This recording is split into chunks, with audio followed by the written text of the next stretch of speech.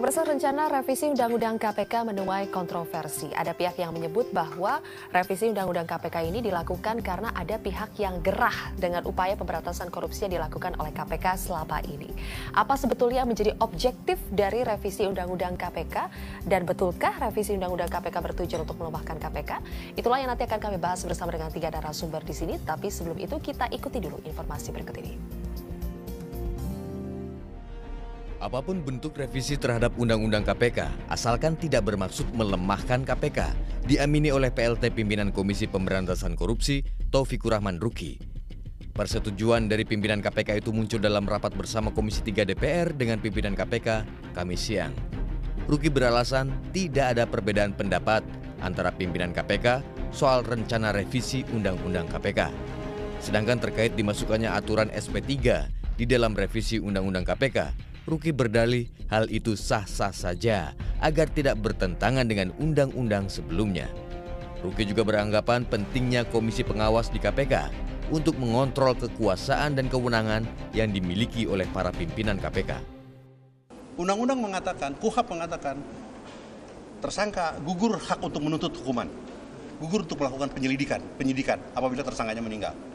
Kalau ada tersangka yang meninggal ketika dijadikan tersangka oleh KPK, harus diapakan perkaranya? Harus dihentikan. Kalau tidak diberikan kewenangan untuk menghentikan, atur prosedurnya kayak apa? Nah itu yang persepsi. Terkait penyadapan sendiri seperti apa, Pak? Beda persepsi. Ngerti nggak kamu beda persepsi? Bukan soal tidak kompleks dan substansi. Beda pandangan.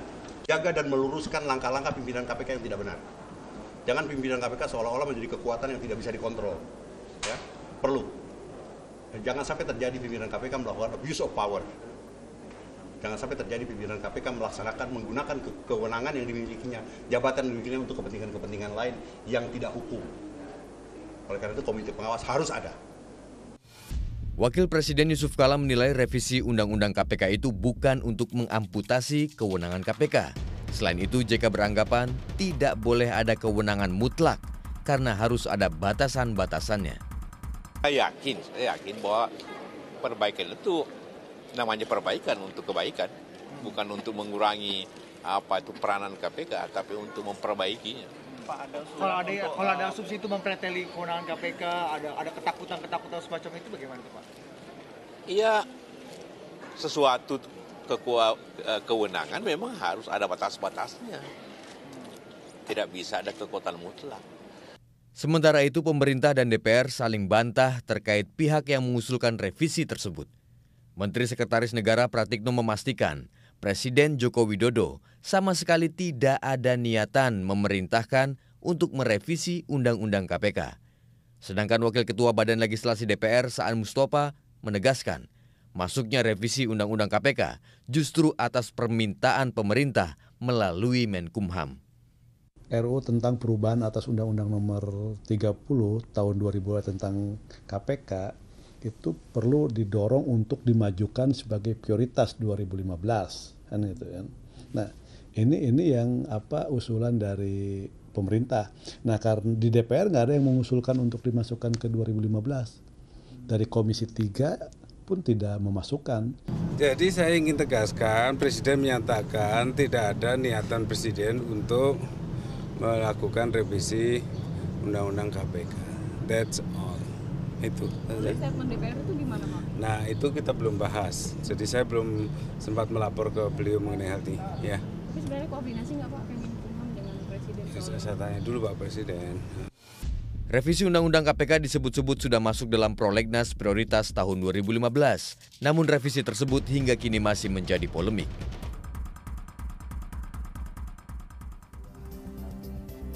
Bola panas revisi Undang-Undang KPK itu yang menjadi topik perbincangan kita pada hari ini. Pemirsa, saya akan tanya langsung kepada Komisi 3 DPR dulu, ini yang katanya mengusulkan.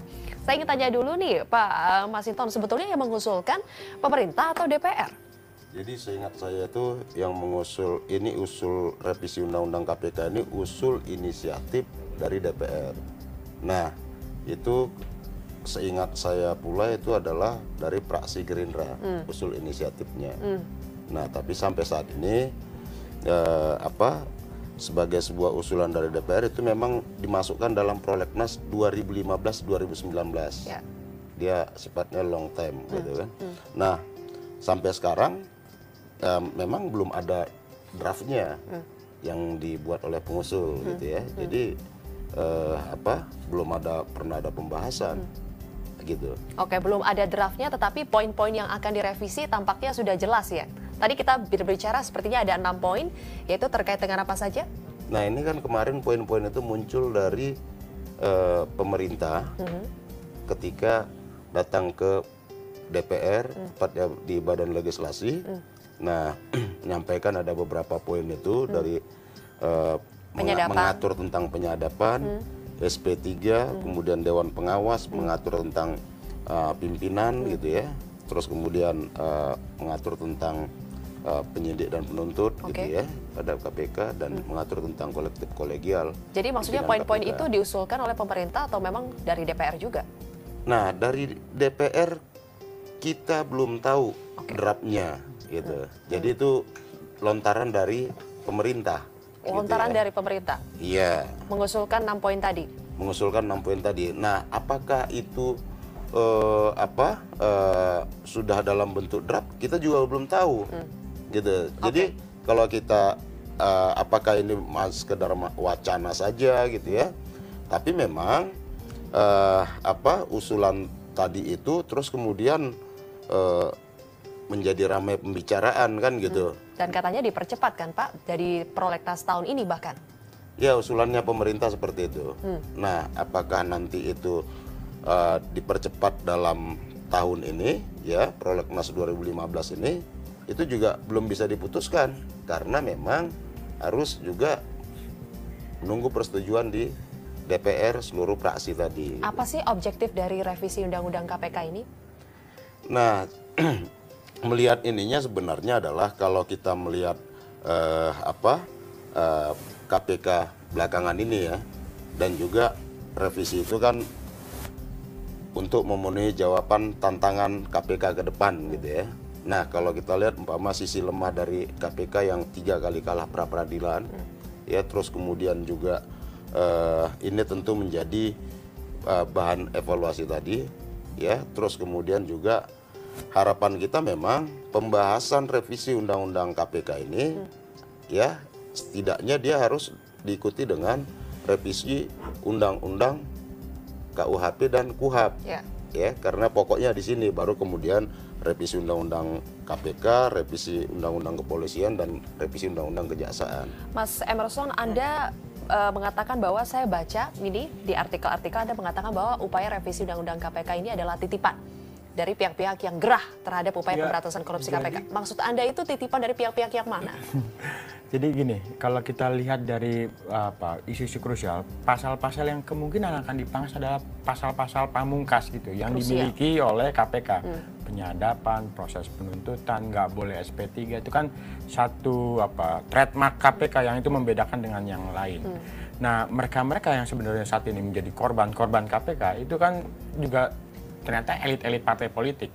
Ada Lutfi Hasan, Surya Darmali dan sebagainya yang orang-orang DPR. Orang teman-temannya Pak Masinton ya gitu ya. Nah, mereka gerah dengan keberadaan KPK karena dengan adanya proses-proses penyadapan, upaya-upaya mereka untuk mendapatkan dana-dana ilegal atau upaya mereka untuk melakukan praktek korupsi itu agak khawatir gitu. Dulu seingat saya ada keluhan dari anggota DPR, proses penyadapan yang dilakukan oleh KPK membuat biaya lobi menjadi tinggi. Karena kalau biasanya proses negosiasi bisa lewat telepon, handphone, atau BlackBerry, sekarang harus ketemu dulu, ngajak makan dan sebagainya karena takut disadap oleh KPK. Nah, bagi kami sebenarnya simple, kalau ente nggak korupsi, Anda nggak korupsi, ya kenapa harus takut disadap gitu. Dan apalagi kalau dikatakan Johan, mekanisme penyadapan di KPK itu kan diaudit gitu ya secara reguler gitu. Nah, ini yang kita bisa katakan bahwa ini mereka-mereka yang gerak pastinya ingin melemahkan KPK, salah satunya lewat revisi Undang-Undang KPK. Nah, di luar yang itu kita mau persoalkan begini, ada dua hal. Ada tadi substansi, kemudian yang kedua proses. Ini kan saling lempar-lemparan nih, pemerintah DPR bilang bahwa ini usul pemerintah bilang ini usul DPR gitu. Nah, saya bisa lihat begini, memang betul ini usul DPR, RU ini usul DPR, tapi pemerintah mengusulkan percepatan. Pemerintah yang dimaksud adalah Menteri Hukum dan HAM, Pak Yasona Lawli. Yang menjadi aneh juga antar pemerintah sendiri ini beda-beda nih. Pak Jokowi bilang tidak perlu, tidak pengen bahasanya, tidak pengen membahas revisi KPK. Antara Yasona dengan Pak Yusuf Kala menyatakan ini perlu dilakukan revisi undang-undang KPK. Nah, ini kata pemerintah sendiri belum kompak. Belum kompak ya? Dan satu lagi tadi juga disampaikan oleh Bang Masinton bahwa naskah akademik atau kajian yang komprehensif soal perlunya revisi undang-undang KPK ini sampai saat ini belum ada. Jadi yang ini menarik nih bagaimana misalnya teman-teman DPR mengusulkan inisiatif RUU revisi KPK, tapi mereka sendiri tidak punya kajian, tidak punya alasan yang bisa dipertanggungjawabkan. Kenapa ini menjadi perlu? Baik, nanti kita harus jeda dulu. Saya ingin bertanya kepada Pak Masinton tadi. DPR sendiri belum punya kajian yang komprehensif bagaimana sudah mau merevisi Undang-Undang KPK. Terus betulkah DPR ini adalah pihak yang gerah sampai akhirnya mengajukan untuk revisi Undang-Undang KPK lah? Karena banyak anggota DPR yang merasa gerah dengan upaya pemberantasan korupsi KPK. Dan bagaimana sih sebetulnya pentingnya dari proses penyadapan ini? Saya akan nanti tanya ke Profesor Haryono Umar. Proses penyadapan di KPK yang katanya kerap sekali menjadi senjata kunci dalam melakukan OTT. Begitu ya Prof, tapi sebelum itu pemirsa kita harus jeda terlebih dahulu. Tetaplah bersama kami di Bincang Pagi.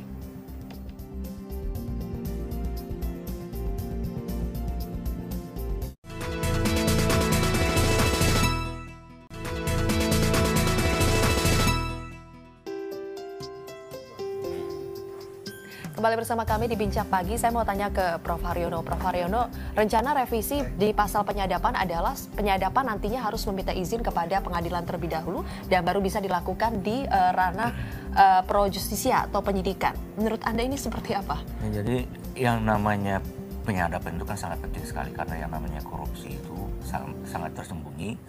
Kemudian apalagi kalau umpamanya yang terkait dengan penyuapan. Penyuapan, pemerasan atau bisnis itu uangnya sama. Uangnya itu juga. Nah, bagaimana menentukan bahwa apakah uang ini uang suap, apakah uang bisnis? Karena yang tempoh hari yang disuap, umpamanya yang jaksa tertangkap karena suap, dia mengatakan ini uang bisnis. Nah, ini mengatakan Pak ini uang bisnis apa bukan? Itu harus mengetahui motifnya kan. Nah, motif itu bukan ada di uang, motifnya itu adalah di niat mereka itu, niatnya itu tercermin dari pembicaraan. Maka perlu ada penyadapan untuk itu. Kemudian juga proses untuk mengetahui kasusnya itu untuk membuat terang itu dibutuhkan berbagai macam upaya. Salah satunya yang sangat penting itu adalah ingin mengetahui petunjuknya. Kan salah satu ada bukti adalah petunjuk. Karena kalau hanya dengan dokumen, dengan kesaksian itu bisa saja nanti berbeda. Salah satu bukti petunjuk yang sangat penting adalah dari penyadapan. Karena di sana ada tercermin niat jahat atau tidak di sana. Nah, oleh karena itulah maka yang namanya penyadapan masih dipentingkan untuk di dalam penanganan tindak pidana korupsi. Nah, kaitannya sekarang dengan pro justisia, penyidikan. Sebetulnya kalau di KPK, penyidikan itu tinggal menjalankan saja. Karena yang namanya bukti permulaan, 2 alat bukti minimal itu sudah dilakukan pada waktu penyelidikan. Karena KPK tidak bisa SP3 kan. KPK harus betul-betul berhati-hati. Tanpa adanya membangun kasus yang kuat, tanpa 2 alat bukti yang kuat, KPK tidak bisa menetapkan seorang menjadi tersangka atau memulai dengan penyidikan. Nah, oleh karena itulah maka kalau itu dimulai di penyidikan, untuk menentukan 2 alat bukti ini KPK akan kesulitan, bahkan mungkin tidak akan pernah muncul, tidak akan pernah berani KPK menetapkan penyidikan. Jadi kalau menurut saya berdasarkan pengalaman yang ada selama ini, proses penyadapan itu sesuai dengan undang-undang yang sekarang ini yang masih ada itu adalah dimulai dari penyelidikan karena sebetulnya membangun kasus di KPK itu dimulai dari adanya pengaduan masyarakat. Nah, pengaduan masyarakat itu kan masih sumir, informasinya masih sumir, dibutuhkan mengumpulkan data, mengumpulkan informasi dan bahan keterangan segala macam. Baru kemudian di sana kita mengatakan apakah ini bisa lakukan penyelidikan apa tidak. Nah, penyelidikan itu dengan bukti-bukti atau data yang dikumpulkan mulai dari pengaduan masyarakat itu harus ditambah dengan penyadapan. Oke. Prof, ini kan dikatanya penyadapan ini akan diperketat karena KPK selama ini dalam melakukan proses penyadapan sering salah kaprah lah. Misalnya menyadap hal-hal yang sebetulnya tidak berkaitan. Bahkan Wapres Yusuf Kala ini berkelakar kalau misalnya kita lagi teleponan sama pacar disadap bagaimana. Kalau menurut Anda seperti apa? Sebetulnya tidak terjadi demikian. Jadi yang namanya penyadapan itu, sebelum dia melakukan penyadapan, itu harus mendapatkan dulu persetujuan dari pimpinan. Ini nomor-nomor yang akan kami sadap, tentunya. Kemudian apa kaitannya? Kaitannya dengan kasus ini adakah apa tidak? Kalau tidak ada, yang pasti akan ditolak oleh pimpinan. Kemudian harus ada jangka waktu. 30 hari kerja, tidak boleh lebih dari itu. Kalau dia ingin menyadap lagi, harus ada alasan yang kuat kenapa harus melakukan itu. Dan di KPK itu kan proses yang namanya gelar perkara itu bukan hanya pada waktu penyidikan. Pada waktu pengaduan masyarakat ada gelarnya. Pada waktu dari pengaduan masyarakat mau ke penyelidikan ada gelarnya. Selama proses penyelidikan itu ada kadang-kadang puluhan kali gelar karena ingin meyakinkan apakah para penyelidik itu berjalan on the track apa tidak, atau dia tidak proporsional, atau dia tidak profesional. Nah, maka itu harus dilakukan. Dan kemudian kaitannya tadi tentunya kalau ada informasi-informasi yang tidak boleh, tentunya kita juga mengatakan tidak demikian. Dan ruangan penyadapan itu tidak semua orang bisa masuk. Bahkan pimpinan pun harus mendapatkan izin dari pimpinan yang lain. Saking ininya ketatnya di situ. Dan katanya diaudit juga ya? Diaudit oleh Kominfo dan juga oleh internasional mengenai sistemnya gitu ya. Tapi yang paling penting oleh Kominfo bagaimana prosesnya itu, apakah betul-betul lawful interception itu dijalankan. Mas Emerson, apa jadinya kalau untuk menyadap KPK ini harus mendapatkan izin dari pengadilan? Nah, itu yang menjadi sulit kalau misalnya aktor atau target operasinya adalah institusi Mahkamah Agung misalnya atau pengadilan sendiri. Kan nggak mungkin misalnya izin pengadilan kalau yang disadap ketua pengadilan atau ketua Mahkamah Agung. Nah, di beberapa kasus tadi sampaikan juga Pak Haryono, karena ada bukan korban, artinya pelaku-pelaku yang berasal dari institusi pengadilan. Ada hakim yang berapa kali juga sudah ditangkap oleh KPK. Dan kemudian menarik begini, sebelum ada KPK, proses-proses penangkapan karena praktek suap itu jarang sekali terjadi dan jarang sekali terbukti di pengadilan. Nah, dengan adanya KPK dan juga ada kewenangan untuk penyadapan, mereka udah nggak bisa berkilah nih bahwa tadi ini bungkusannya adalah perjanjian atau bungkusnya bisnis-bisnis gitu ya. Dan karena bisa dibuktikan di pengadilan bahwa memang ada niat jahat bagi mereka untuk melakukan praktek-praktek suap menyuap ini. Nah, ini yang saya pikir yang mengganggu betul mereka yang sejauh ini melakukan komunikasi atau praktek suap menyuap lewat media komunikasi, telepon, handphone atau berarti pertama ada konflik interest. Siapa tahu yang mau disadap adalah orang dari pengadilan.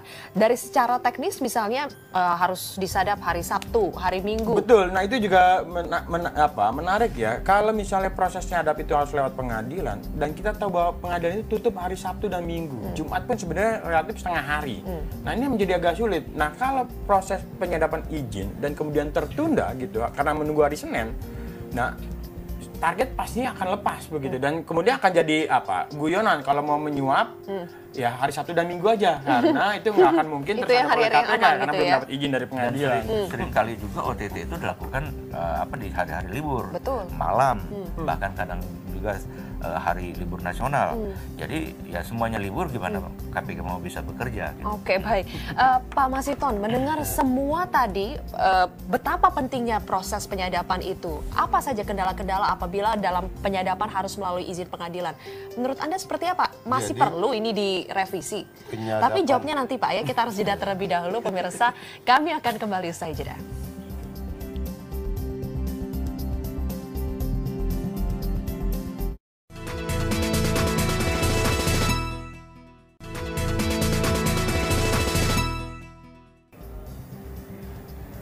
Ya pemirsa, kita lanjutkan kembali perbincangan kami tadi langsung ke Pak Masinton. Bagaimana jawabannya atas pasal penyadapan itu? Jadi sebelum saya jawab itu tadi saya menjawab apa yang menjadi kecurigaan dari Bung Emerson tadi. Ini revisi ini titipan siapa sih? Titipan koruptor atau apa gitu titipan anggota DPR juga katanya yang jelas begini, revisi ini juga bagian dari titipan KPK, gitu ya, bahwa KPK itu membutuhkan di antara sekian revisi undang-undang itu salah satunya adalah revisi undang-undang KPK. Jadi kalau ditanyakan apakah revisi undang-undang KPK titipan koruptor, tidak, KPK sendiri. Tapi mungkin titipan KPK dengan titipan dari DPR beda kali poin-poinnya, Pak. Begini, jangan selalu kita persepsikan bahwa revisi itu pasti melemahkan. Justru kita pengen memperkuat peran-peran KPK dalam penegakan hukum, pemberantasan korupsi tadi, pemberantasan korupsi. Nah, jadi kita nggak bisa a priori dulu terhadap sesuatu yang kita kalau begitu kenapa pasal penyadapan, Pak, yang mau contoh umpama kayak penyadapan yang disampaikan oleh pemerintah itu, ya, disampaikan usulan pemerintah tadi, kalau mau kita telaah juga di negara-negara lain juga, seperti di Amerika saja juga penyadapan itu melalui penetapan pengadilan. Tentu masukan seperti dari Bung Emerson tadi juga bisa dijadikan bahan nanti. Oh iya, kalau hari libur gimana? Kan gitu. Konflik interest bagaimana nanti? Kalau konflik interest gimana? Kan gitu. Itulah nanti gunanya undang-undang tadi.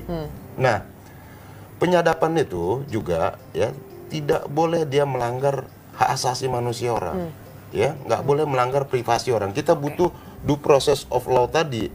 Kita pengen penegakan hukum tapi juga tidak melanggar privasi orang. Nah, jadi perlu diatur. Umpama saya kasih contoh, kewenangan penyadapan kalau disalahgunakan, ya itu melanggar asasi manusia. Memang selama ini ada kejadian yang sudah melanggar. Contoh, saya kasih contoh saja umpama ketika Antasari menyadap Nasruddin dulu, gitu loh. Itu kasusnya dia sama istrinya Nasruddin, dia sadap Nasruddin, dan itu di luar konteks pemberantasan korupsi tadi. Terus kemudian kemarin pada saat RDP, saya menanyakan ke KPK berkaitan dengan pemerintahan salah satu majalah nasional minggu ini, di mana di situ dibeberkan oleh Novel Baswedan ya hasil penyadapan, gitu, rekaman hasil penyadapan terhadap beberapa petinggi Mabes Polri, terus kemudian petinggi partai politik dan juga mantan kepala BIN. Nah, apakah itu bagian dari pro justisia tadi? Jangan-jangan ini juga abuse of power. Kewenangan itu juga harus diatur gitu. Kekuasaan presiden aja tidak tak terbatas gitu loh. Kan gitu. Nah, jadi pengaturan itu bukan berarti mengerdilkan peran-peran KPK, justru kita pengen memperkuat ini. Gitu, supaya tidak di pra-peradilan kan kalah terus. Nah, kapan kita memberantas korupsinya? Saya langsung tanya kepada PLT pimpinan KPK di sini. Salah satunya sudah tersambung melalui saluran telepon. Ada Mas Johan Budi. Selamat pagi, Mas Johan Budi. Selamat pagi. Ya, Mas Johan Budi tadi mungkin bisa mendengarkan langsung pernyataan dari anggota Komisi 3 DPR. Ada Pak Masinton Pasaribu di sini. Katanya, kenapa pasal penyadapan yang akan direvisi? Salah satunya karena supaya tidak melanggar hak asasi manusia atau menjaga privasi. Sebetulnya selama ini, apakah mekanisme penyadapan yang dilakukan oleh KPK ini bisa bergesekan dengan pelanggaran hak asasi manusia, Mas Johan? Gini, KPK dalam melaksanakan kewenangannya itu mengacu pada pasal 12 ya, Undang-Undang Nomor 30 Tahun 2002. Ada dasar hukumnya. KPK melakukan penyadapan, dan di KPK ada SOP-nya yang sangat ketat ya. Yang kedua, KPK ini satu-satunya ya lembaga yang menyadapnya itu diaudit gitu. Belum pernah ada lembaga penegak hukum yang lain kewenangan menyadap tidak monopoli KPK loh ya. Kepolisian bisa menyadap, kejaksaan bisa menyadap. Dulu pernah ada kejadian, ingat ya, rekaman pembicaraan Pak Habibie ya kalau nggak salah, yang keluar ke publik ya. Itu kan belum ada KPK waktu itu ya. Jadi dalam melakukan penyadapan itu KPK benar-benar sangat ketat ya, tidak sembarangan. Dan itu ada aturan-aturan yang cukup ketat di KPK. Nah, kalau KPK melakukan penyadapan itu dianggap melanggar HAM ya, tunjukkan gitu mana yang KPK melanggar HAM, mana KPK yang abuse of power gitu, tunjukkan dulu. Nah baru itu direvisi. Itu satu ya. Yang kedua, kalau kekhawatiran penggerdilan, penyadapan, mereduksi penyadapan itu takut KPK abuse of power, ya ketika KPK, kepolisian, kejaksaan melakukan penyadapan di tingkat penyidikan yang pro justisia, kekhawatiran itu juga bisa ada gitu. Apa bedanya KPK melakukan penyadapan di tingkat penyelidikan, di tingkat penyidikan, di tingkat penuntutan? Kalau kekhawatiran itu terjadi abuse of power, itu kan bisa juga dilakukan ketika penyadapan dilakukan di tingkat penyidikan, di tingkat penuntutan, ya kan? Menjadi tanda tanya besar. Kalau revisi Undang-Undang 30 tahun 2002 ya selalu semua mengatakan semangatnya adalah untuk memperkuat KPK, tetapi yang muncul adalah revisi mereduksi kewenangan penyadapan, mereduksi kewenangan penuntutan gitu kan. Jadi orang publik pasti bertanya itu. Jadi sebenarnya revisi Undang-Undang 30 tahun 2002 ini untuk kepentingan memperkuat KPK atau sebaliknya gitu. Ini yang harus dijawab, karena ini kontradiktif dengan statement-statement yang selalu disampaikan bahwa revisi Undang-Undang 30 tahun 2002 itu bertujuan untuk memperkuat KPK, bahkan ya Anda menganggap itu kontradiktif dengan pra-peradilan. Pra-peradilan nggak ada hubungannya dengan kewenangan KPK melakukan penyadapan, sama sekali tidak ada hubungannya. Dan kekalahan KPK di dalam proses pra-peradilan 3 itu beda-beda materinya gitu loh. Bahkan yang disorot di pra-peradilan itu bukan soal KPK tidak punya bukti-bukti dalam menetapkan seorang menjadi tersangka, tetapi putusan hakimnya itu adalah mempersoalkan KPK, kewenangan KPK dalam mengangkat penyelidik dan penyidik. Ini ya saya mau yang proporsional gitu ya, yang proporsional.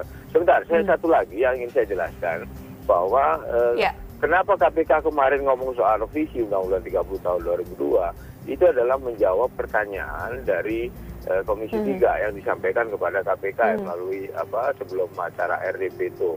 Yang kedua, KPK juga menjawab pertanyaan dari teman-teman media ya. Sehingga kemarin itu usulan KPK revisi Undang-Undang 30 tahun 2002 itu sebaiknya dilakukan setelah ada sinkronisasi undang-undang yang lain. Apa itu? Yang sekarang lagi dibahas adalah revisi KUHP, revisi KUHAP, Undang-Undang 31 tahun 99, karena itu sangat berkaitan ya dengan Undang-Undang 30 tahun 2002. Nah, kesimpulan RDP kemarin bahwa Komisi 3 mendesak KPK untuk meminta KPK untuk memberikan usulan terkait dengan revisi 30 tahun 2002 itu gitu loh. Ceritanya begitu. Baik. Tapi sampai saat ini apakah KPK dengan DPR sudah duduk bersama betul-betul membahas kalaupun revisi harus dilakukan, KPK ini maunya seperti apa sih? Apa sih yang harusnya direvisi? Apakah sudah pernah diajak berbicara seperti itu, Mas Johan Budi? Sebelumnya tidak pernah, baik itu DPR pemerintah tidak pernah. KPK ini kan user ya, harusnya diajak ngobrol loh. Pemerintah juga nggak pernah membicarakan soal perubahan Undang-Undang 30 tahun 2002 ini gitu. Baik, nanti soal penyadapan sebetulnya ada juga satu poin yang cukup krusial, yaitu soal penghentian penyidikan atau SP3. Saya ingin tanya pendapat Anda, tetapi kita harus jeda lagi. Tetaplah bersama kami pemirsa, kami akan kembali usai jeda.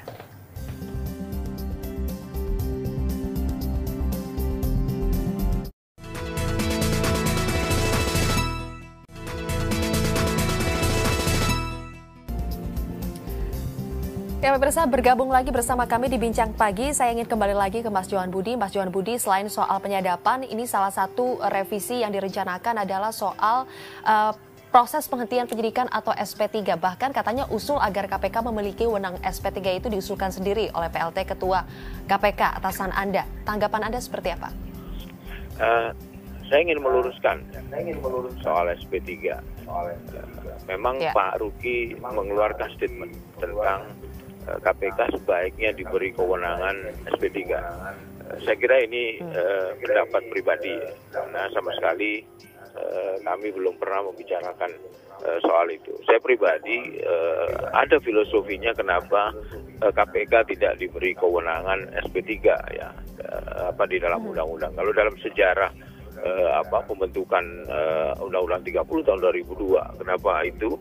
Karena dulu sekali pengeluaran SP3 itu dianggap sebagai mesin ATM ya untuk bergen ya terkait dengan penanganan perkara. Karena itu KPK di dalam Undang-Undang 30 tahun 2002 itu tidak diberi kewenangan menghentikan penyidikan. Dan ini saya kira bagus sehingga KPK harus proper betul ya dalam proses penyelidikan sebelum menetapkan seseorang itu menjadi tersangka. Jadi tidak boleh main-main kaitan dengan kasus ya. Buktinya apa? 371 ya perkara yang ditangani oleh KPK itu conviction rate-nya itu 100% ya. Jadi tidak pernah kasus yang dibawa KPK ke pengadilan itu divonis bebas. Belum pernah.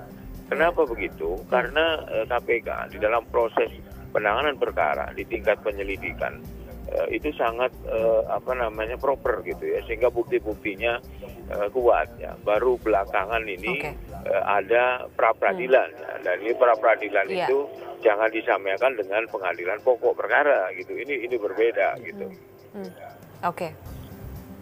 Oke. Berarti statement yang dikeluarkan oleh Pak Ruki ini belum melalui proses misalnya RDP di KPK seperti itu? Rapat pleno, Nah, itu pendapat pribadi, dan kemarin kan Pak Ruki juga sampaikan bahwa SP3 itu maksud Pak Ruki khusus untuk tersangka-tersangka yang meninggal dunia gitu katanya kan di depan. Yang terakhir, Mas Johan Budi, saya ingin tanya, dari sekian banyak poin-poin yang diajukan untuk direvisi oleh DPR, sebetulnya KPK sendiri apabila revisi harus dilakukan, poin-poin mana sebetulnya yang menurut KPK ini harus direvisi ketimbang pasal penyadapan ataupun soal SP3? Kami sebenarnya belum menerima draft revisi Undang-Undang 30 tahun 2002 itu. Belum lihat. Jadi apa yang dimaksud dengan revisi-revisi yang akan dilakukan itu kami belum menerima itu, sehingga tidak bisa mengomentari itu. Yang ada kan muncul di dalam pemberitaan bahwa yang akan direvisi itu adalah penyadapan, penuntutan, pembentukan dewan pengawas, kemudian soal kolektif kolegial kepemimpinan di KPK. Itu yang muncul di pemberitaan. Tapi draftnya sendiri tidak kita terima. Kalau dari kajian kita waktu itu pernah berdiskusi berkaitan dengan UNCAC ya, yaitu penguatan terhadap LHKPN. LHKPN selama ini kan PN diwajibkan lapor, tetapi tidak ada sanksinya. Harusnya itu yang diperkuat di Undang-Undang 28/99, Undang-Undang 30 tahun Undang-Undang 31 tahun 99, sehingga kewajiban penyelenggara negara melaporkan harta kekayaan itu dalam semangat membentuk pemerintahan yang bersih dari KKN itu ada sanksinya, sehingga orang tidak seenaknya nggak mau melaporkan harta kekayaan, ya udah selesai, karena tidak ada untuk memberikan sanksi di situ di undang-undangnya, sehingga mau lapor atau tidak ya KPK hanya bisa menghimbau.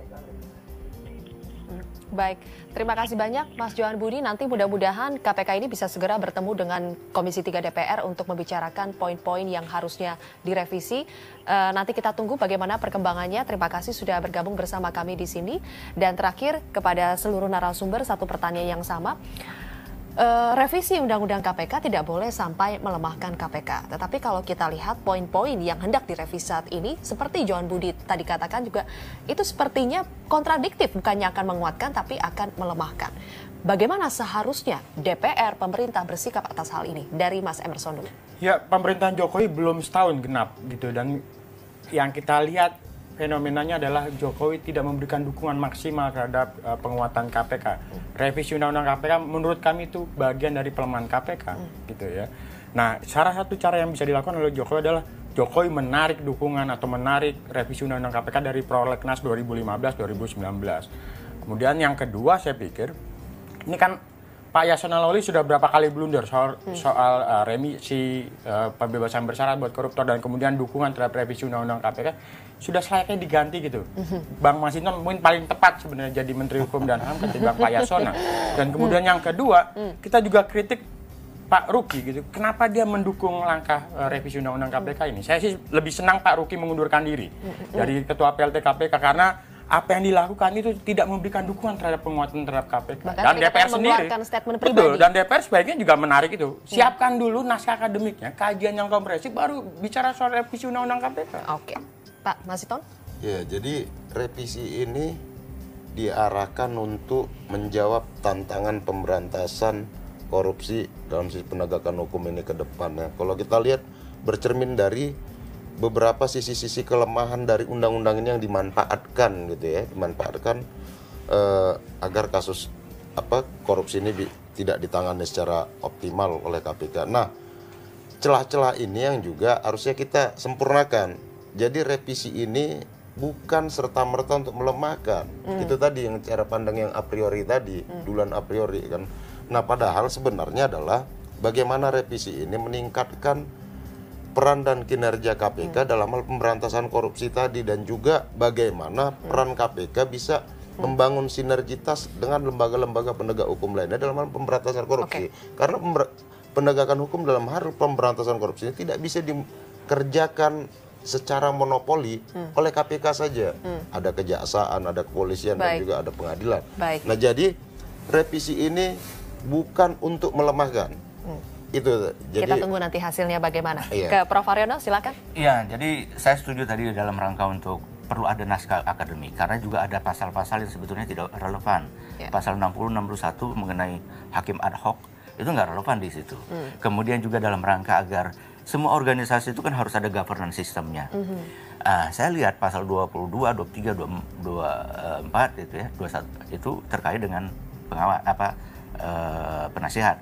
Penasihat itu selama ini memang kurang efektif. Nah, ada baiknya bagaimana kalau dibangun seperti di governance system di tempat-tempat lain, sehingga betul-betul terjalin, sehingga organisasi bisa ada peran dengan masing-masing. Kemudian juga ada pasal-pasal yang bertabrakan, itu juga harus dibenahi. Kaitan dengan umpamanya kolektif kolegial, pasal 36 itu mengatakan kalau umpamanya itu terkait dengan pelakunya itu adalah ada hubungan sedarah semenda dengan pimpinan sampai tiga derajat ke bawah dan ke atas, itu dia tidak boleh menangani itu. Akibatnya kan tidak kolektif kolegial. Kemudian juga mengenai penyelenggara negara pasal 11 sampai bendahara pun dianggap sebagai penyelenggara negara. Itu harus dibenahi, bukan yang tadi penyadapan SB3, bukan itu. Jadi kita setuju bahwa mungkin revisi Undang-Undang KPK perlu dilakukan, tetapi tidak perlu, tetapi harus disempurnakan dan tidak boleh untuk melemahkan KPK. Intinya seperti itu. Masih banyak poin-poin yang lain yang sebetulnya bisa untuk menguatkan KPK ketimbang tadi usul-usul yang disampaikan oleh DPR. Kita tunggu nanti bagaimana hasil pertemuan antara DPR dan KPK, dan kita berharap bersama-sama tidak akan ada yang dilemahkan di sini, justru diperkuat. Masih ada satu lagi perbincangan pemirsa yang akan dipandu oleh rekan saya, Leonard Samosir. Silakan, Leo. Baik, Sylvia dan pemirsa, selepas jeda berikut saya akan memulai membedah editorial Media Indonesia dengan tajuk Kawal Konsistensi Revisi Undang-Undang KPK. Tetaplah bersama kami.